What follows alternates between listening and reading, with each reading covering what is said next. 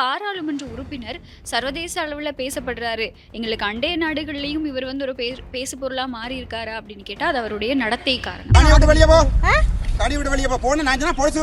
எது எப்படி இருந்தாலுமே கூட இலங்கை போலீஸ் திணைக்களமும் கூட நேற்றைய தினம் வந்து ஒரு காணொளி வெளியிட்டிருக்காங்க. காணொளியில வந்து ஒரு அவேர்னஸ் வீடியோ.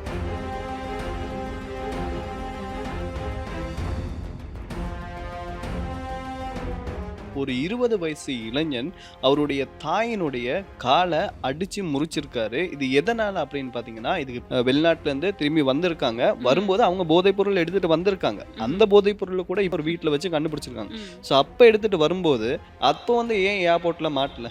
இப்படியான பட்சத்துல இது என்னன்னு தமிழர் பகுதிக்கு பரவுது. தமிழர் பகுதியில் இருக்கக்கூடிய இளைஞர்கள் ஏன் இதுக்கு வந்து அடிக்ட் ஆகுறாங்க அப்படிங்கிற ஒரு பெரிய கேள்வி இருக்கு இல்லையா? அதே மாதிரி இது திட்டமிட்டு பரப்பப்படுகிறதா அப்படின்ற ஒரு கேள்வியும் இருக்கு. ஆமா, விளக்கமறியல்ல இருந்து வெளியில வந்த உடனேயே வந்து அவருடைய உத்தியோகபூர்வ முகநூல் பக்கத்துல வந்து ஒரு பதிவிடப்பட்டிருக்கு. அந்த பதிவுலையும் வந்து துர்கா லட்சுமி வீடியோ கால் ஜோதிடம், எந்த பிரச்சனையாக இருந்தாலும் வீடியோ கால் மூலமாக சரி செய்யப்படும். அனைத்து பிரச்சனைகளுக்கும் 11 நாளில் தீர்வு.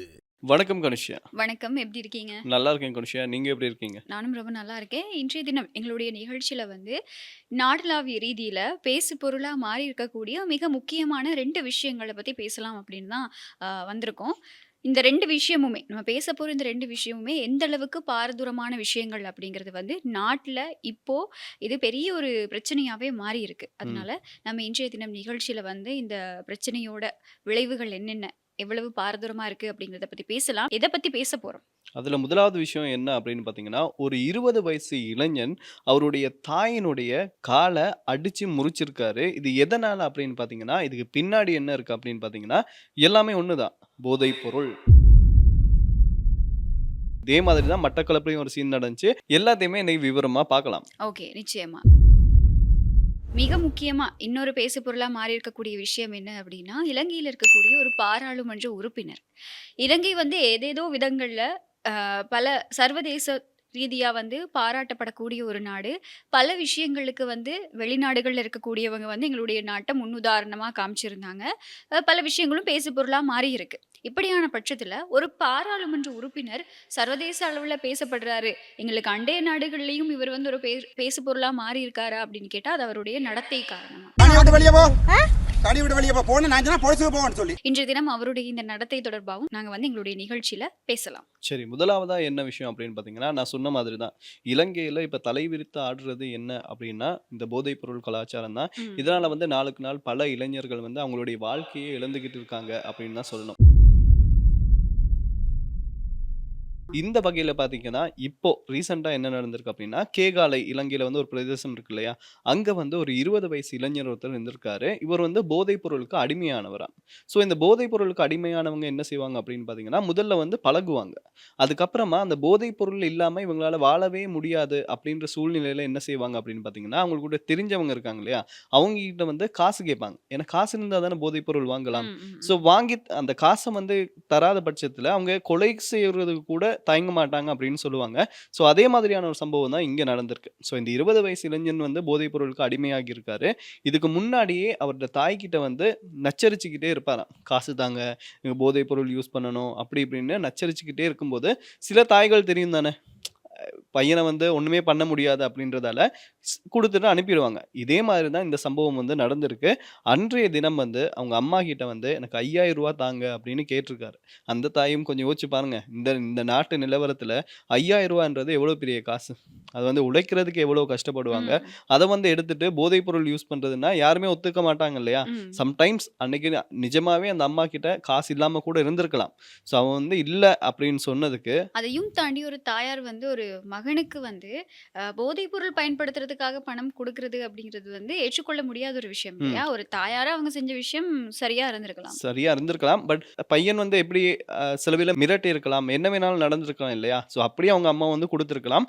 அன்றைய தினம் வந்து அவங்க கொடுக்க மறுத்திருக்காங்க. இதனால அந்த பையன் என்ன செஞ்சிருக்கான் அப்படின்னு பாத்தீங்கன்னா, கையில கிடைக்கிறது எல்லாத்தாலையுமே தன்னுடைய பெற்ற தாயை வந்து தாக்கியிருக்கான். தாக்கினது மட்டும் இல்லாம, ஒரு கட்டத்துல ஒரு தடி கிடைக்க, அந்த தடியால அந்த தாயினுடைய கால அடிச்சு முறிச்சிருக்காரு. அந்த அம்மாக்கு வந்து முடியலையாம். அவங்க என்ன பண்ணியிருக்காங்க அப்படின்னு பார்த்தீங்கன்னா, கடைசில ஒரு ஆட்டோ இருக்கு இல்லையா? அதுல தான் ஹாஸ்பிட்டலுக்கு போயிருக்காங்க. ஹாஸ்பிட்டல்ல போய் டாக்டர்ஸ் செக் பண்ணதுக்கு அப்புறம் தான் சொல்லியிருக்காங்க, அந்த எலும்புகள்ல வந்து விரிசல் வந்திருக்கு. அவ்வளவு கொடூரமா வந்து தாக்கியிருக்காங்க அப்படின்னு சொல்லியிருக்காங்க. இதுக்கப்புறமா போலீஸ் கம்ப்ளைண்ட் பண்ணி, இப்ப அந்த பையன் வந்து அரெஸ்ட் ஆகி இருக்காரு. ஸோ நம்ம நாட்ல இப்போ இந்த மாதிரியான சம்பவங்கள் தான் ரொம்பவே பதிவாகிட்டு இருக்கு. அதுவும் பார்த்தீங்கன்னா, இந்த அம்மா, பையன் இதே மாதிரி அண்மையில யாழ்ப்பாணத்தில கூட ஒரு சம்பவம் ஒண்ணு நடந்துச்சு. யாழ் யுனிவர்சிட்டி அ லெக்சரரா இருக்கட்டும், அதே மாரி அண்மையில மட்டக்களப்பில ஒரு சம்பவம் நடந்திருக்கு. அது எல்லாருக்குமே ஞாபகம் இருக்கும் அப்படின்னு நெனைக்கிறேன். இதே ம். மாதிரி தான் பையன் வந்து அம்மா கிட்ட போதைப்பொருள் பாவனைக்காக காசு கேட்டு, அம்மா குடுக்காத பட்சத்தில தள்ளி விட்டு, அதில அம்மா வந்து உயிரிழந்திருப்பாங்க. ஸோ நம்ம ம். நாட்ல வந்து இப்ப தலைவிரிச்சு ஆடுறது என்ன அப்படின்னு பார்த்தீங்கன்னா, இந்த போதைப் பொருள் தான். ஆமா, நிச்சயமா. அதாவது இப்போ இது எல்லாத்தையுமே தாண்டி, அண்மையில பதிவான ஒரு மிகப்பெரிய விஷயம், அதுவும் சர்வதேச ஊடகங்கள்லயும் வந்து பேசுபொருளான விஷயம் என்ன அப்படின்னு சொன்னா, இந்த 22 இளம் பிக்குகள் மூலமா இலங்கைக்குள்ள போதைப் பொருள் கடத்தப்பட்ட சம்பவம். இப்ப அது தொடர்பா பல தகவல்கள் வெளியாகிட்டு இருக்கு. அதுலயும் மிக முக்கியமான தகவல் என்ன அப்படின்னா, கிட்டத்தட்ட 20 பிக்குகள் வந்து இந்த போதைப் பொருளுக்கு அடிமையா இருந்திருக்காங்க. அப்படிங்கிற விஷயம் அந்த சட்ட வைத்தியர்கிட்ட வந்து உறுதிப்படுத்தப்பட்டிருக்கு. இது எல்லாத்தையுமே தாண்டி இவங்கள வந்து ஒரு ஸ்பான்சர் மூலமா வெளிநாட்டுக்கு அனுப்பி வச்ச அந்த ஒரு முக்கியமான பிக்கு இருக்காரு இல்லையா?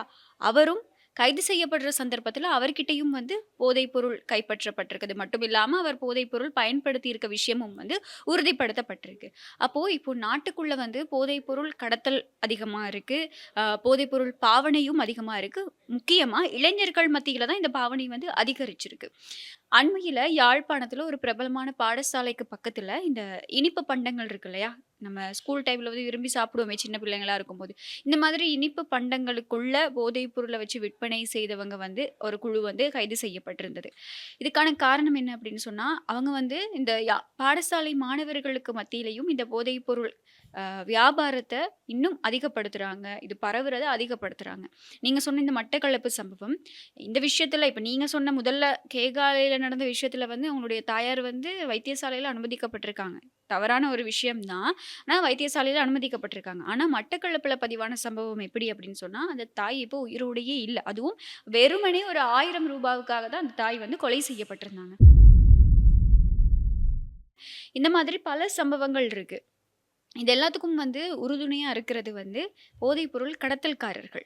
இலங்கையில போதைப்பொருள் கடத்தல் நடத்துறது வந்து இங்க இருக்கக்கூடியவங்க இல்ல. இங்க இருந்து வெளிநாடுகள்ல போய் தஞ்சம் புகுந்திருக்கக்கூடிய பெரிய அளவிலான குழு தலைவர்கள் அப்படின்னு தான் சொல்லணும். அது எல்லாருக்குமே தெரியும். பெயர் தெரியாத, இன்ன வரைக்குமே வெளியில வராத பலரும் வந்து வெளிநாடுகள்ல இருந்துகிட்டு இலங்கைக்கு வந்து போதைப் பொருள கடத்திக்கிட்டு இருக்காங்க. அதுல கடத்தப்பட்ட ஒரு சில குழு தான் இந்த பிக்குகள் குழுவும் கூட. இப்போ இந்த மாதிரியான பின்னணியில இலங்கைக்கு போதைப்பொருள் கடத்தப்படுறதுக்கு ஒரு 2 வழிமுறைகள் இருக்கு. என்ன அப்படின்னா, ஒண்ணு கட்டுநாயக்க சர்வதேச விமான நிலையம். அதாவது வான்வழியா கடத்தப்படுது. மத்தது வந்து இந்த கடல் வழியா கடத்தப்படுது. இதுலயும் இலங்கையில தமிழர் பகுதிக்குள்ள தான் இந்த போதைப்பொருள் ஸ்ப்ரெட் ஆகுறது வந்து அதிகமா இருக்கு. அத நீங்க எப்படி பார்க்குறீங்க? அதே மாரி தான். நீங்க சொல்லும்போது தான் எனக்கு ஞாபகம் வருது. இந்த அரசியல் அநூறு அரசு வந்து வந்துச்சு இல்லையா? ம். அப்போ வந்து மக்கள் கிட்ட நிறைய எதிர்பார்ப்பு இருந்துச்சு. அதே மாதிரி சில விமர்சனங்களும் வந்து இருந்துச்சு. அதாவது இப்போ ஒரு துறைக்கு நீங்க ஒரு அமைச்சர போடுறீங்க அப்டின்னா, அந்த துறை சார்ந்த அனுபவம் அவருக்கு இருக்கணும். அப்பதான் அந்த அந்த துறையில ஏதாவது பிரச்சனை வரும் பட்சத்தில வந்து அத வந்து தடுக்கலாம் அப்படின்னு சொல்லியிருந்தாங்க. ஆனா அநூறு அரசுலயே பார்த்தீங்கன்னா, ஒரு துறைக்கு ஒரு அமைச்சர வந்து நியமிச்சிருந்தாங்க. பட் மக்களுடைய கருத்து என்ன அப்படின்னு பார்த்தீங்கன்னா, இவருக்கு வந்து என்ன அனுபவமுமே கிடையாது. ஸோ அப்படி இருக்கும்போது நீங்க எப்படி இவர வந்து அமைச்சரா ஆக்க முடியும் அப்படின்னு நிறைய எதிர்ப்புகள் வந்து கிளம்பினது. ஸோ அது ம். கூட ஒரு ரீசனா இருக்கலாம் அப்படின்னு தெரியல. அண்ட் அதே மாரி நீங்க இப்ப சொன்னீங்க இல்லையா? இந்த ம். பிக்குமார் 22 பேர் வந்து அரெஸ்ட் ஆகியிருக்காங்கன்னு. இதுக்கு முன்னாடியே இதே மாதிரி பிக்குகள் வந்து வெளிநாட்டுலருந்து திரும்பி வந்திருக்காங்க. ம். வரும்போது அவங்க போதைப்பொருள் எடுத்துட்டு வந்திருக்காங்க. அந்த ம். போதைப்பொருள கூட இப்பதான் இவங்க வந்து கண்டுபிடிச்சிருக்காங்க. ஒரு வீட்ல வச்சு கண்டுபிடிச்சிருக்காங்க. ம். ஸோ அப்ப எடுத்துட்டு வரும்போது, அப்போ வந்து ஏன் ஏர்போர்ட்ல மாட்டல? ஸோ அப்போ வந்து இதுக்கு வந்து யாரோ சப்போர்ட் பண்ணி இருக்காங்க இல்லையா? நிச்சயமா. அப்ப இப்போ மாட்டுனது வந்து அப்போ ஏன் மாட்டல? இப்போ ம். மாட்டுனதால தான் இது வந்து தெரிய வந்திருக்கு. ம். இதே மாதிரி இப்போ வந்தவங்க அடுத்த மாசம் 40 பேர வந்து கூட்டிட்டு போறதுக்கும் பிளான் பண்ணி இருந்திருக்காங்க. ம். அதுக்கான காரணம் என்ன அப்படின்னு சொன்னா, இப்போ இந்த பௌத்த பிக்குகள் அப்படிங்கிறத தாண்டி மதகுருமாருக்கு ஒரு முன்னுரிமை வழங்கப்படும் இல்லையா? இப்ப நாங்க பஸ்ல போகும்போது கூட அவங்களுக்குன்னு தனியா ஒரு சீட் வந்து செப்பரேட் பண்ணியிருப்பாங்க. அது மாதிரி இந்த அவங்க கிட்ட செக் பண்றதா இருக்கட்டும், அவங்கள சோதனை செய்றதா இருக்கட்டும், இதெல்லாம் எதுவுமே நடக்காது. ஒரு பிக்குவ கண்டாலே எங்களுடைய நாட்ல பொதுவான ஒரு பழக்கம் என்ன அப்படின்னு சொன்னா, அவருடைய கால்ல விழுந்து ஆசீர்வாதம் ம். எடுத்துக்கொள்றது. அதே மாதிரி பஸ்ல இருந்தா கூட எழும்பி அவங்களுக்கு வந்து சீட்ட குடுக்குறது ஆமா. வந்து நம்மளுடைய நாட்டுல வந்து நடக்கிறத நம்ம பார்த்திருப்போம். ம். பட் இப்ப இவங்க என்ன பண்றாங்க அப்படின்னு பார்த்தீங்கன்னா, இதையும் யூஸ் பண்றாங்க அப்படின்னு தான் சொல்ல இருக்கு. ஆமா. நீங்க இதுக்கு முன்னாடியும் ஒரு கருத்து தெரிவிச்சிருந்தீங்க. என்ன அப்படின்னு சொன்னா, அனுபவம் இல்லாத அரசாங்கம் அப்படின்னு சொல்லி. நிச்சயமா இப்ப இருக்கக்கூடிய அரசாங்கம் அன்றகுமார திசாநாயக் அவர்களுடைய ஆட்சிக்கு கீழ இருக்கக்கூடிய இந்த அரசாங்கம் வந்து அனுபவம் இல்லாதவங்க தான். ஆரம்பத்துல இவங்க வந்த உடனேயே ஆரம்பிச்ச முக்கியமான ஒரு வேலை திட்டம் தான் முழு நாடும் ஒன்றாக அப்படிங்கிற ஒரு தேசிய வேலை திட்டம். இதுல சில சில மாவட்டங்களுடைய முக்கியமான நகரங்கள மையப்படுத்தி அங்க வந்து ஒரு பெரிய விழிப்புணர்வு திட்டமும் நடத்தப்பட்டது. அதுவும் ஜனாதிபதி தலைமையில. அவர் அந்த இடங்களுக்கு போய் போதைப் பொருள ஒழிக்கணும் அப்படின்னு பல இடங்கள்ல பல உரைகள ஆற்றி இருந்தது வந்து நாங்க பார்க்கக்கூடியதா இருந்தது. ஆனா, நீங்க சொன்னத ஒரு விதத்துல ஏற்றுக்கொள்ள முடியும். அனுபவம் இல்லாத அரசாங்கம் அப்படிங்கிறத தாண்டி இவங்களுடைய செயல்பாடுகள், செயல் திட்டங்கள் எல்லாமே வந்து கொஞ்சம் ஆமை வேகத்துல போய்க்கிட்டு இருக்கோ அப்படிங்கிற ஒரு கேள்வி தான் இன்னைக்கு இருக்கு. அதான் இந்த உதாரணத்துக்கு வந்து இப்ப கோகோ கோலா இருக்கு இல்லையா? ம். அந்த கோகோ கோலா வந்து ஓப்பன் பண்ணீங்கன்னா என்ன நடக்கும் அப்படின்னு பார்த்தீங்கன்னா, அந்த கேஸ் வந்து இருக்குல்ல, அது வந்து ஃபாஸ்ட்டா வரும். ம். வந்த வேகத்திலே என்ன நடக்கும் அப்படின்னு பார்த்தீங்கன்னா, குறைஞ்சிரும். ஸோ ம். இவங்க ஆரம்பத்தில என்ன பண்ணாங்க அப்படின்னு பார்த்தீங்கன்னா, முக்கியமான பாதாள குழு தலைவர்களா இருக்கட்டும், அவங்கள வந்து அரெஸ்ட் பண்ணாங்க. நிறைய விஷயங்கள வந்து சொன்னாங்க. அமைச்சர்கள் இதுக்கு பின்னாடி இருக்காங்க. நாங்க வந்து பேர வெளியிட போறோம், வெளியிட போறோம், வெளியிட போறோம்னு சொன்னாங்களே தவிர, இதுவரைக்கும் அப்படியான பேர வந்து அவங்க வெளியிடல. ஸோ ஆமா. இதுக்கு பின்னாடி என்ன இருக்கு அப்படின்னு தெரியல. அவங்க வந்து வேற ஒரு பிளான் பண்ணி இருக்கலாம். ம். ஸோ பொறுத்திருந்து பார்க்கலாம் என்ன நடக்க போகுது அப்படின்ட்டு. ஓகே. அதே மாதிரி இப்போ அவங்களுடைய நான் முதல்ல சொன்ன மாதிரி அவங்களுடைய செயல் திட்டங்கள் எல்லாமே வந்து ஆமை வேகத்துல போய்க்கிட்டு இருக்கு.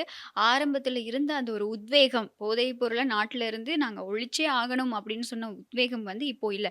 இப்பவும் அங்கங்க சோதனைகள் நடந்துகிட்டு இருக்கு. அன்னைக்கு வந்து நூற்றுக்கணக்கானவங்க கைது செய்யப்படுறாங்க போதைப் பொருளோட. இன்றைய தினமும் கூட யாழ்ல ஒரு இளைஞர் வந்து கைது செய்யப்படுறாரு. போதை மாத்திரைகள வந்து வச்சிருந்த ஒரு குற்றச்சாட்டுக்கு கீழ.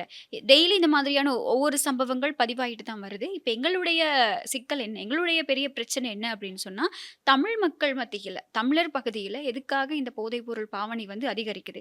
எப்படி அதிகரிக்குது அப்படின்னு. ஆரம்பத்தில வந்து இந்த போதைப்பொருள் கலாச்சாரம் தெற்குல தான் அதிகமா இருந்தது. இப்போ பாதாள உலக குழு உறுப்பினர்களாக இருக்கட்டும், இந்த போதைப்பொருள் கடத்தல்ல ஈடுபடுறவங்களாக இருக்கட்டும், ஆரம்பத்தில வந்து எப்படி இருந்தாங்க அப்படின்னு சொன்னா, இந்த தெற்குல இருக்கக்கூடியவங்க மூலமா, தெற்குல இருக்கக்கூடிய அரசியல்வாதிகள் மூலமா தொடர்புகள மேற்கொண்டு, அ ஞாபகம் இருக்கும் உங்களுக்கு. கண்டெய்னர் கணக்குல போதைப் பொருள வந்து மீட்ட சம்பவங்களும் பதிவாகியிருக்கு. இது எல்லாத்துக்கும் வந்து அ ரொம்ப பிரபலமான அரசியல் கட்சிகள சார்ந்து இருக்கக்கூடியவங்க தான் கைது செய்யப்பட்டும் இருந்தாங்க. இப்படியான பட்சத்தில இது என்னன்னு தமிழர் பகுதிக்கு பரவுது. தமிழர் பகுதியில இருக்கக்கூடிய இளைஞர்கள் ஏன் இதுக்கு வந்து அடிக்ட் ஆகுறாங்க அப்படிங்கிற ஒரு பெரிய கேள்வி இருக்கு இல்லையா? அதே மாதிரி இது திட்டமிட்டு பரப்பப்படுகிறதா அப்படின்ற ஒரு கேள்வியும் இருக்கு. ஆமா. அதாவது இப்போ இளைஞர்கள், முக்கியமா இளைஞர்கள் எப்படின்னா, இந்த மட்டக்களப்பு பகுதிய அண்டின பிரதேசங்கள்ல தான் கடல் வழியா வரக்கூடிய போதைப் பொருட்கள் வந்து அதிக அளவுல வரப்படுறதாவும் தகவல்கள் வெளியாகிருக்கு. இது மூலமா தான் அங்க இருக்கவங்க வந்து இந்த போதைப் பொருட்கள மக்கள் மத்தியில, இளைஞர்கள் மத்தியில அதிக அளவுல பரப்பிக்கிட்டு இருக்கதாவும் பல தகவல்கள், செய்திகள் வெளியாயிட்டு இருக்கு. அது மட்டும் இல்லாம யாழ்ப்பாணத்துல இருக்கக்கூடிய இந்த குற்றக்குழு கும்பல்கள் இருக்கு இல்லையா? இந்த வாழ்வெட்டு குழுக்கள் அப்படின்னு சொல்லுவோம். இவங்களுடைய பரிமாற்றமே 2 குழுக்கள் இருக்கு அப்படின்னு சொன்னா, இவங்களுடைய பரிமாற்றமே எப்படின்னா, இந்த போதைப் பொருளா தான் இருக்கும் அப்படின்னும் சொல்லப்படுது. அது மட்டும் இல்லாம இந்த இந்த போதைப் பொருளுக்கு அடிமையானவங்க வந்து அந்த அந்த நீங்க முதல்ல சொன்ன மாதிரி, அது ஒரு நாள் கிடைக்கல அப்படின்னா, அவங்க அத எடுத்துக்கிறதுக்காக எந்த அளவு தூரத்துக்கு வேணாலும், எவ்வளவு பெரிய ரிஸ்க்க வேணாலும் எடுக்கிறதுக்கு தயங்குறது கிடையாது. இப்ப பெரிய கொலைகளுக்கு பின்னாடியும் இந்த மாதிரியான விஷயங்கள் தான் தங்கியிருக்கு. ஒரு கன் ஷூட் நடக்குது. அதுக்கு பின்னாடி ஒரு போதைப்பொருள் அக்ரிமெண்ட் தான் இருக்கும். ஓகே. எனக்கு இவ்வளவு ட்ரக்ஸ் குடுக்குறேன்னு சொல்லியிருந்தாங்க. அதனால நான் இந்த கொலைய பண்ணேன். மத்தபடி எனக்கு இத பத்தி எதுவுமே தெரியாது. அப்படிங்கிற சில விஷயங்கள் தான் உண்மைகள் தான் வெளிவரும். அது மட்டும் இல்லாம பல இந்த தவறான சமூக சீர்கேடுகள் நடக்கிறதுக்கும் மிக முக்கியமான ஒரு காரணமா போதைப்பொருள் இருக்கு.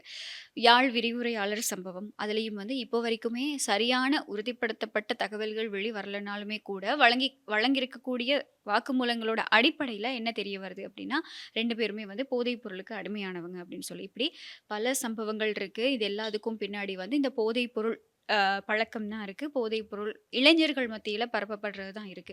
இதுக்கு என்னன்னு சொல்யூஷன் கொண்டு வரலாம் அப்படின்னு நீங்க நினைக்கிறீங்க? இப்போ வந்து அரசாங்கம் நிறைய நடவடிக்கைகள் பண்றாங்க. நீங்க சொன்ன ம். மாரியே முழு நாடும் ஒன்றாக அப்படின்னு அவங்க ஒரு பக்கம் செஞ்சுட்டு இருக்கும்போது பார்த்தீங்கன்னா, நாளுக்கு நாள் அவங்க குறைக்க இந்த ம். பக்கம் வந்து அதிகரிச்ச வண்ணமே தான் இருக்கு. ஆமா. ஸோ அரசாங்கம் என்ன பண்ணணும் அப்படின்னு பார்த்தீங்கன்னா, அரெஸ்ட் பண்றாங்க இல்லையா? ம். அவங்களுக்கு வந்து ஒரு நல்ல தண்டனை குடுக்கணும். ம். அது வந்து ஒரு முன்னுதாரணமா இருக்கணும் மத்தவங்களுக்கு. ஸோ அப்படி இருக்கிற பட்சத்தில வந்து எதிர்காலத்தில இந்த மாதிரியான பிரச்சனைகள் வந்து வராது. நான் சொன்ன மாதிரியே அந்த பையன் இருக்கான்ல, அந்த 20 வயசு பையன் வந்து அவங்க அம்மா வந்து அடிச்சு கால முறிக்கிற அளவுக்கு அவனுக்குள்ள ஒரு வெறி வந்திருக்கு அப்படின்னா, நாளைக்கு வந்து இது ஒரு கொலையில முடியலாம். ம். என்னவாக வேணாலும் முடியலாம் இல்லையா? ஸோ போதைப்பொருள் கலாச்சாரம் வந்து நாட்டுக்கு தேவை இல்லாதது ஒன்று. ம். அதுக்கு வந்து ஜனாதிபதி அனுரகுமார திசாநாயக்கா அவர் வந்து இப்ப இன்னும் நிறைய விஷயங்கள் பண்ணியிருந்தாலுமே, இத வந்து இன்னும் அடுத்த கட்டத்துக்கு கொண்டு போணும். இப்போ நீங்க அந்த முறையான தண்டனைகள் வழங்கணும் அப்படின்னு சொல்லும்போது தான் எனக்கு இன்னொரு சம்பவமும் ஞாபகம் வருது. இப்போ ரீசென்ட்டா வந்து மெகசின் சிறைச்சாலையில வந்து ஒரு கைதி ஒருத்தர் வந்து உயிரிழந்திருந்தாரு. இந்த உயிரிழப்புக்கு காரணம் என்ன அப்படின்னு சொல்லி பல தகவல்கள் வெளியாகி இருந்தது. அதுல கைதியோட உறவினர்கள் தரப்புல இருந்து சொல்லியிருக்கக்கூடிய தகவல் என்ன அப்படின்னு சொன்னா, 2 கைதிகள் இந்த பிரச்சனையோட சம்மந்தப்பட்ட 2 கைதிகள் வந்து இந்த சிறை பாதுகாவலர் வந்து தெரியாம மோதியிருக்காங்க. மோதுனதுல ஒரு வாய் தர்க்கம் வந்து ஒரு பிரச்சனையாகி, அது சண்டையா மாறி, அ அடிச்சு தாக்குதல் நடத்தி, அதுல ஒரு சிறை கைதி வந்து உயிரிழந்திருக்காரு. இப்ப இது சம்மந்தமா கிட்டத்தட்ட 5 பேருக்கும் அதிகமானவங்க வந்து புரளை போலீசார் மூலமா கைது செய்யப்பட்டிருக்காங்க. ஆனா, சிறைச்சாலைகள் திணைக்களம் என்ன சொல்றாங்க அப்படின்னு சொன்னா, இந்த சம்பவத்துல வந்து இப்ப இந்த 2 கைதிகளும் வந்து பிரச்சனைக்குட்பட்ட 2 கைதிகளும் வந்து போதைப் பொருள் பயன்படுத்தி, அந்த குற்றச்சாட்டுக்கு கீழ சிறைச்சாலைக்கு வந்தவங்க. அப்போ இப்ப தண்டனை வழங்கப்படுது அப்படின்னா, அதிகபட்ச தண்டனை என்ன? அவங்க வந்து சிறைச்சாலைகளுக்குள்ள அனுப்பப்படுறாங்க. அங்க போயும் இந்த மாதிரியான பிரச்சனைகள்ல தான் அவங்க சிக்குறாங்க. சிக்கிறது மட்டும் இல்லாம, இப்போ ஒரு கைதி வந்து உயிரிழந்திருக்காரு. இந்த அளவுக்கு இந்த விஷயங்கள் பாரதூரமா அமையுது. இந்த சம்பவமும் வந்து போதைப்பொருள் பின்னணிய கொண்ட ஒரு சம்பவம். அப்போ நாட்டுல பல பிரச்சனைகள், பல குற்றச்செயல்கள் இதுக்கு பின்னாடி போதைப்பொருள் தான் இருக்கு. நீங்க சொன்ன மாதிரி அரசாங்கம் முறையான நடவடிக்கை எடுக்கணும். இப்போ அ ஆரம்பத்துல இவங்க கொண்டு வந்த அந்த திட்டங்களோட உத்வேகம், உற்சாகம் இப்போ இல்ல அப்படிங்கிறது எங்க எல்லாருக்குமே விளங்குது. நீங்க சொன்ன மாதிரி அவங்க எந்த அளவுக்கு இத தடுக்கணும்னு முயற்சிகள மேற்கொள்றாங்களோ, அத விட அதிகமா வந்து இது ஸ்ப்ரெட் ஆகுறது அதிகமாகியிருக்கு. அப்போ நாளுக்கு நாள் இந்த செய்திகள் வர்றது தடுக்கணும் அப்படின்னா, இப்படியான சம்பவங்கள் பதிவாகுறத தடுக்கணும் அப்படின்னு சொன்னா, நிச்சயமா அரசாங்கம் இந்த விஷயத்துல இன்வால்வ் ஆகியே ஆகணும் அப்படிங்கிறது தான் எல்லாரோட கோரிக்கையாவும் இருக்கு. அப்படி வேணும்னா இது அரசாங்கம் வந்து இரும்பு கை கொண்டு அத வந்து அடக்கினாலும், அது வந்து வரவேற்கத்தக்க ஒரு விஷயம் தான். ஆமா, நிச்சயமா. ம். ஸோ, இத இப்படியே நம்ம வந்து விட்டுறாம, இது வந்து ஒரு பெரிய பாரதூரமான ஒரு விஷயம். அதனால இதுல இன்னும் கொஞ்சம் அவதானம் செலுத்தி, இந்த பாடத்துக்கு பொறுப்பான அமைச்சர்களாக இருக்கட்டும், அந்தந்த அரசியல்வாதிகளா இருக்கட்டும், அரசாங்கம் அப்படிங்கிறத தாண்டி அந்தந்த பிரதேசங்களுக்கு பொறுப்பான அரசியல்வாதிகளே இதுல கொஞ்சம் இன்வால்வ் ஆனாங்க அப்படின்னு சொன்னா, அவங்கள தாண்டி நம்மளே நம்மளுடைய சமூகத்த பாதுகாத்துக்கிட்டோம் அப்படின்னு சொன்னா, இந்த பிரச்சனைகள் பதிவாகுறத நம்ம நிச்சயமா தடுத்துக் கொள்ளலாம். சரி பாப்போம். வெகு சீக்கிரமே இதுக்கு ஒரு முடிவு கிடைக்கும் அப்படின்னு நாங்களும் நம்பலாம். ஓகே. அதே மாதிரி இப்ப இன்னொரு பேசு பொருள் என்ன அப்படின்னு சொன்னா, இப்ப நம்ம அரசியல்வாதிகள பத்தி பேசுறோம். பெரிய பெரிய விஷயங்கள பத்தி எல்லாம் பேசுறோம். அரசாங்கத்த வந்து நம்ம விமர்சிக்கிறோம். இது எல்லாத்தையுமே தாண்டி மக்களோட வாக்குகளால இன்னைக்கு பாராளுமன்ற உறுப்பினரா, ஒரு மக்கள பிரதிநிதித்துவப்படுத்தக்கூடிய மக்கள் பிரதிநிதியா பதவி வகித்திருக்கக்கூடிய ஒரு பாராளுமன்ற உறுப்பினர் வந்து இன்றைய தினம் நீதிமன்றத்துல முன்னிலைப்படுத்தப்படுறாரு. ஆமா. அந்த விஷயம் வந்து எல்லாருக்குமே தெரிஞ்சிருக்கும். ம். இதுக்கு பேக்கிரவுண்ட் டீட்டெயில்ஸ் என்ன அப்படின்னு பார்த்தீங்கன்னா, இவர் வந்து ஒரு சர்ச்சைக்கு பெயர் போன ஒரு பாராளுமன்ற உறுப்பினர் ம். அப்படின்னு சொல்லலாம்.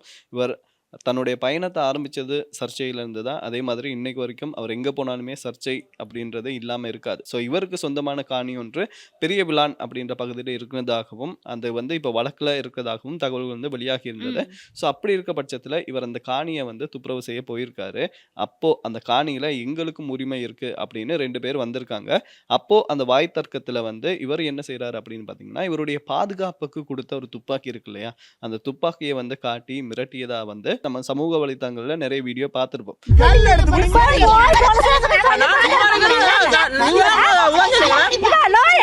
ம். அதுக்கப்புறமா அந்த போலீஸ்காரங்க என்ன பண்ணாங்க அப்படின்னு பார்த்தீங்கன்னா, இவரோட வந்து சண்டை போட்டாங்க இல்லையா? அந்த பெண்ண அரெஸ்ட் பண்ணதா இருக்கட்டும், அந்த பொண்ணுக்கு வந்து 1 வயசு குழந்தை இருந்தது. அந்த பொண்ணு வந்து மன்றாடி, அந்த குழந்தைக்கு வந்து நான் பால் குடுக்கணும். அந்த குழந்தையும் என்னோட வச்சுக்கொள்ள அனுமதித்தாங்க அப்படின்னு நீதிமன்றம் அதுக்கும் அனுமதி தந்திருந்தது. ம். அதுக்கப்புறமா இவர வந்து அரெஸ்ட் பண்ணாங்க. அரெஸ்ட் பண்ணவங்களுக்கு வந்து இன்னைக்கு சரீர பிணை குடுத்துருக்காங்க. ம். இப்படியான பட்சத்துல, இப்போ இது எல்லாத்தையுமே தாண்டி இது நீதிமன்ற உத்தரவு. நம்ம நிச்சயமா அதுக்கு வந்து மரியாதை குடுக்கணும். அதுக்கு ஏற்ற மாதிரி சட்ட நடவடிக்கைகள் எடுக்கப்படும் நிச்சயமா. இது எல்லாத்தையும் தாண்டி 2 நாள் விளக்கமறியல்ல வைக்கப்பட்டிருந்தாரு. இந்த விளக்கமறியல்ல இருக்கிற காலப்பகுதியில வந்து இந்த 2 நாளைக்குள்ள இந்த விஷயம் எந்த அளவுக்கு பேசுபொருளா மாறியிருக்கு அப்படின்னு சொன்னா, இந்திய ஊடகங்களும், இந்தியால இருக்கக்கூடியவங்களும், இந்தியால இருக்கக்கூடிய இணைய ஊடகங்கள் வரைக்குமே வந்து ராமநாதன் அர்ச்சுனா அப்படிங்கிற பெயர் வந்து ஒரு பெரிய விஷயமா பேசப்படுது. பேசப்படுறத தாண்டி எல்லாருமே வந்து விமர்சிக்க ஆரம்பிச்சிருக்காங்க. எல்லாத்துக்கும் முன்னாடி வந்து இலங்கையோட பாராளுமன்ற உறுப்பினர், யாழ்ப்பாணத்துடைய பாராளுமன்ற உறுப்பினர், யாழ்ப்பாணத்த பிரதிநிதித்துவப்படுத்தக்கூடிய பாராளுமன்ற உறுப்பினர். அதுவும் ஒரு நல்ல விஷயத்துக்காக பேசப்பட்டாலோ, விமர்சிக்கப்பட்டாலோ பரவால்ல. அதுலயாச்சும் நம்ம சந்தோஷப்படலாம். ஆனா, மீம் டெம்ப்ளேட் ஆகி இருக்க அளவுக்கு இந்த விஷயம் வந்து ஒரு வேடிக்கையான விஷயமா மாறி இருக்கு. ம். அதனால இப்போ நீதிமன்றம் மூலமா அவருக்கான நீதிமன்ற உத்தரவு வழங்கப்பட்டிருக்கு. சட்டம் சரியான விதத்துல செயற்பட்டிருக்கு. ஓகே. அக்செப்ட் பண்ணிக்கலாம். எது எப்படி இருந்தாலுமே கூட இலங்கை போலீஸ் திணைக்களமும் கூட நேற்றைய தினம் வந்து ஒரு காணொளி வெளியிட்டிருக்காங்க. காணொளியில வந்து ஒரு அவேர்னஸ் வீடியோ. அவங்க வழமையாவே வந்து ஒவ்வொரு விஷயங்கள ஒவ்வொரு சம்பவங்கள வந்து முன்னுதாரணமா காட்டி மக்கள விழிப்புணர்வா வச்சிருக்க வேண்டியது அவங்களுடைய கடமை இல்லையா? அவங்க வந்து ஒரு வீடியோவ வந்து வெளியிட்டிருக்காங்க. அதுலயும் ஒரு நபர் ஒருத்தர் வந்து 2 பெண்களுக்கு முன்னாடி அவங்களோட துப்பாக்கிய வந்து நீட்டிக்கிட்டு இருக்க மாதிரியும், நம்ம அதுக்கு எப்படி செயற்படணும்? என்ன மாதிரி முன்னுதாரணமா நம்ம இருக்கணும்? எப்படி விழிப்புணர்வோடு இருக்கணும்னு சொல்லி அவங்க ஒரு காணொளிய வெளியிட்டிருக்காங்க. இப்படி வந்து ஒவ்வொரு இணைய ஊடகங்களும் வந்து அவங்களுடைய டிஆர்பிக்காக இந்த விஷயத்த பேசுறதையும் பார்க்கக்கூடியதா இருக்கு. இப்படியான பட்சத்துல ஒரு தமிழ் சமூகமா நாங்க எங்க போய்க்கிட்டு இருக்கோம்? ம். இதிலிருந்து நம்ம என்ன வெளி உலகத்துக்கு நம்ம என்ன காட்ட முயற்சிக்கிறோம்? என்ன அப்படின்ற காட்ட முயற்சிக்கணும் அப்படின்னு பார்த்தீங்கன்னா, மறுபடியும் நம்ம தோத்துக்கிட்டு இருக்கோம் அப்படின்றத வந்து காட்டணும். ம். ஏன் அப்படின்னா வந்து, இந்த அமைச்சர நீங்க சொன்ன அந்த குறிப்பிட்ட அமைச்சர வந்து பாராளுமன்றத்துக்கு அனுப்பும்போது, அவரு தேர்தல்ல வாக்கு போட்ட மக்கள் வந்து எவ்வளோ ஒரு எதிர்பார்ப்போட அனுப்பியிருப்பாங்க. சரி இவரால சரி நமக்கு வந்து நம்ம இடத்துல இருந்து ஒருத்தர் போறாரு, அவரு நமக்கு நல்லது செய்வாரு அப்படின்னு தான் நெனச்சிருப்பாங்க. ஆனா ம். அவரு இப்ப என்ன பண்றாரு அப்படின்னு பார்த்தீங்கன்னா, நம்ம மக்களுக்கே எதிர்த்து வந்து துப்பாக்கிய காட்டிக்கிட்டு இருக்காரு. ஸோ ஆமா. அத பத்தி இதுலயும் என்ன அப்படின்னு சொன்னா, அந்த அனுரகுமார திசாநாயக்க அவர்கள ஜனாதிபதியா தெரிவு செய்யும்போது மக்கள் மத்தியில ஒரு மனநிலை இருந்தது. ஏன்னா, இவர தாண்டி சரி இவருக்கு பதிலா இப்ப வேற யாரு? யார நம்ம கொண்டு வரலாம் ஜனாதிபதியா? அப்படின்னு ஒரு கேள்வி இருந்தது. அதுக்கான காரணம் என்ன அப்படின்னா, மத்த கட்சிகள் எல்லாமே, மத்த அரசியல் தலைமைகள் எல்லாமே நாட்டுக்கு என்ன பண்ணாங்கங்கிறது மக்களுக்கு நல்லாவே தெரியும். அதே ஒரு சினாரியோ தான் இவர் விஷயத்திலயும் நடந்தது. சரி ஓகே. அர்ச்சுனா அப்படிங்கிறவரு வந்து ஒரு புதிய முகம். தமிழ் மக்களுக்கு வந்து அவர் ஒரு வைத்தியரா இருந்திருக்காரு. ந சமூகத்துக்கு நிறைய நல்ல விஷயங்கள் ஆற்றியிருக்காரு. இப்படியான பட்சத்தில, இவர் வந்து மத்த அரசியல் கட்சிகளோட ஒப்பிடும்போது, இவர் வந்து எங்களுக்கு ஏதாவது ஒரு நல்ல விஷயம் பண்ணுவாரு. ஏதாவது ஒரு மாற்றத்த எங்களுடைய சமூகத்துக்குள்ள கொண்டு வருவாரு. நல்லா பேசுறாரு. அப்ப எங்களுடைய பிரச்சனைகள வந்து பெரிய அளவுல பேசுவாரு. அந்த மாதிரி ஒரு நம்பிக்கையும், ஒரு பெரிய எதிர்பார்ப்பும் இவர் மேல மக்களுக்கு இருந்தது. ஆனா, இன்னைக்கு எந்த மக்கள் மூலமா அவர் வந்து வாக்களிக்கப்பட்டு பாராளுமன்றத்துக்கு தெரிவானாரோ, அவங்களுக்கே வந்து துப்பாக்கிய காட்டி மிரட்டுற அளவுக்கு இவர் வந்து அவருடைய அந்த பதவி, அதிகாரம் அப்படிங்கிறது வந்து அதிகரிச்சிருக்கு. இது வந்து நிச்சயமாவே வெட் கண்டிக்கத்தக்க ஒரு விஷயம் தான். கண்டிக்கத்தக்க விஷயம் அப்படிங்கிறத தாண்டி வெட்கப்பட வேண்டிய ஒரு விஷயம். ஆ அதுவே பார்த்தீங்கன்னா, இது வந்து முதல் முறை கிடையாது. இந்த முறை தான் இவர் வந்து தமிழ் மக்களோட இப்படி பண்ணியிருந்தாலுமே கூட, இதுக்கு முன்னாடி கூட நான் வந்து ஞாபகம் இருக்கு. ஒரு இவர் வந்து ஒரு கூட்டத்துக்கு போயிருப்பாரு. அப்ப கூட சில பெண்கள் வந்து வாசல்ல வந்து இவரோட பேச்சுவார்த்தையில ஆமா. ஈடுபடும்போது, ம். அப்ப கேட்பாரு என்ன அப்படின்னு பார்த்தீங்கன்னா, "நீங்கலாம் ஓஎல் பாஸ் பண்ணுனீங்களா? ஓஎல் பாஸ் பண்ணா வந்து கதைங்க." அப்படின்ற மாரி சில விஷயங்கள வந்து சொல்லியிருப்பாரு. ஸோ ம். என்ன அப்படின்னு பார்த்தீங்கன்னா, நமக்கு எதிரா யாரா இருந்தாலுமே வந்து அவங்கள மட்டம் தட்டணும் அப்படின்ற ஒரு நிலைப்பாட பேசுற மாரி தான் இருந்துச்சு அத பார்க்கும்போது. இது எல்லாத்தையுமே தாண்டி போற இடங்கள் எல்லாமே பாராளுமன்றத்திலயும் கூட சொல்லிக் கொள்ளக்கூடிய ஒரு விஷயம். பெருமிதமா சொல்லிக் கொள்ளக்கூடிய விஷயம். தமிழ் தேசிய தலைவரோட புதல்வன். தேசிய தலைவர தான் எப்பவுமே வந்து நான் பின்பற்றுறேன். நான் ஃபாலோ பண்றேன். அவருடைய கொள்கைகள் தான் அப்படின்னு சொல்லி பல இடங்கள்ல பெருமிதமா பேசிக் கொள்ளுவாரு. பேசிக்கிட்டதுக்கு என்ன இந்த மாதிரியான நடவடிக்கைகளையும் ஈடுபடுறாரு. விளக்கமறியலிருந்து வெளியில வந்த உடனேயே வந்து அவருடைய உத்தியோகபூர்வ முகநூல் பக்கத்துல வந்து ஒரு பதிவிடப்பட்டிருக்கு. அந்த பதிவிலயும் வந்து தற்காப்புக்காக தன்னை பாதுகாத்துக் கொள்ள தெரியாதவங்கள பத்தி அவர் வந்து ஒரு விளக்கம் வழங்கியிருப்பாரு. எது எப்படி இருந்தாலுமே கூட, இதை இப்போ சட்ட நடவடிக்கைக்கு உட்படுத்தப்பட்டிருக்கக்கூடிய ஒரு விஷயம். ஆனா, இதுக்கு மேலேயும் இந்த மாதிரியான சம்பவங்கள் பதிவாகக் கூடாது. மக்களுக்கு சேவை செய்றேன் அப்படின்னு வந்ததுக்கு அப்புறமா வந்து, இந்த மாதிரியான செயல்கள்ல ஈடுபட முடியுமா? அப்படிங்கிறத அவரே ஒரு வாட்டி அவரையே கேட்டுக்கிட்டாரு அப்படின்னு சொன்னா, அ எல்லாம் சரியா இருக்கும் அப்படின்னு சொல்லி எதிர்பார்ப்போம். சரி பார்க்கலாம். இது எங்க போய் முடியப்போது, ம். அடுத்ததா என்ன வரப்போது அப்படின்றதும் தெரியல. ஆமா. ஸோ வெயிட் பண்ணி பார்க்கலாம். ஓகே. இன்றைய நிகழ்ச்சியில வந்து நாட்டுல ரொம்பவே பெரிய ஒரு பிரச்சனையா மாறி இருக்கக்கூடிய போதைப் பொருள பத்தி நம்ம நிறைய விஷயங்கள வந்து பகிர்ந்து கொண்டோம். அதே மாதிரி இதுக்கான என்னென்ன செய்ய முடியும்? அரசாங்கம் இதுக்கு துரிதமா செயற்படணும் அப்படிங்கிறத பத்தியும் பேசியிருந்தோம். நாளைய தினமும் இதே மாரி நிகழ்ச்சியோட சுவாரஸ்யமான செய்திகளோட நம்ம வந்து இணைந்து கொள்ளலாம். இணைந்து கொள்ளலாம். நன்றி. வணக்கம். துர்கா லக்ஷ்மி வீடியோ கால் ஜோதிடம் எந்த பிரச்சனையாக இருந்தாலும் வீடியோ கால் மூலமாக சரி செய்யப்படும். அனைத்து பிரச்சனைகளுக்கும் 11 நாளில் தீர்வு.